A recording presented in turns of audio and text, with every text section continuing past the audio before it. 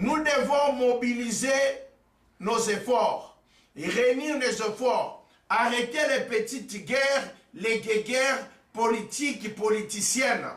Ça ne nous fait pas avancer, ça nous déstabilise pour rien.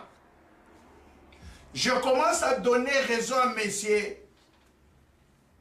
Honoré Ngwanda, qui a dit que dans plusieurs de ses interventions, il a dénoncé la classe politique qui est corrompue, les imposteurs et les politiciens d'accompagnement, les politiciens accompagnateurs, les politiciens du ventre. C'est lui que Daniel Safou appelle les politiciens des soupous. Balé soupou, il y a hippopotame, il y a ngoulou, il y a monganza, na ya simbiliki. Vous les politiciens accompagnateurs, vous qui êtes congolais, mais vous complotez pour le mal du peuple congolais, je vous interpelle. Prenez conscience.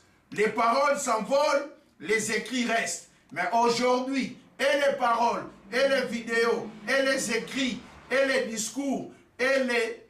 tout reste. Les YouTube, les archives, plus rien ne disparaît, plus rien ne s'envole. Nous allons vous sensibiliser, nous allons vous recenser et vous allez répondre à vos trahisons. Voici les candidats que moi je soutiens pour vous donner ma position.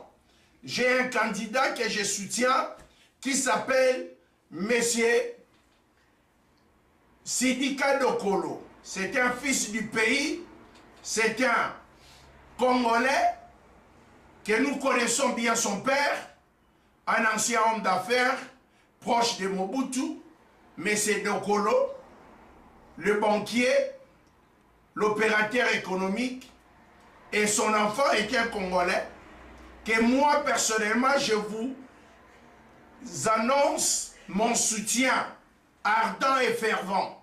Je suis le soutien de première ère de M. Sidika Dokolo.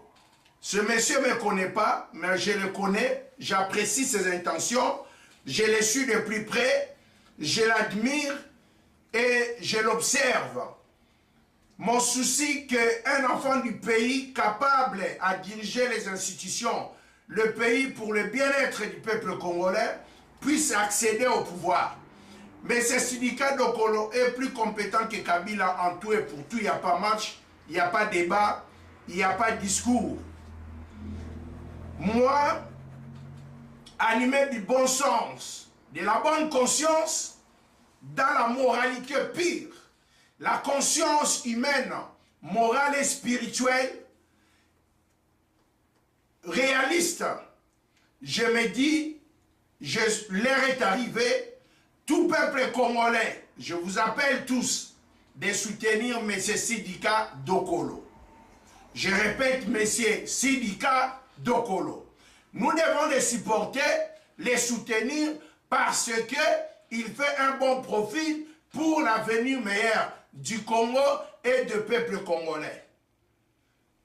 Nous avons besoin d'un enfant de ce pays soucieux du peuple congolais, quelqu'un qui a réussi dans ce qu'il fait, quelqu'un qui est irréprochable, qui n'a pas la même mise sur la gestion du Congo, qu'on ne peut pas lui reprocher, encore moins l'attaquer.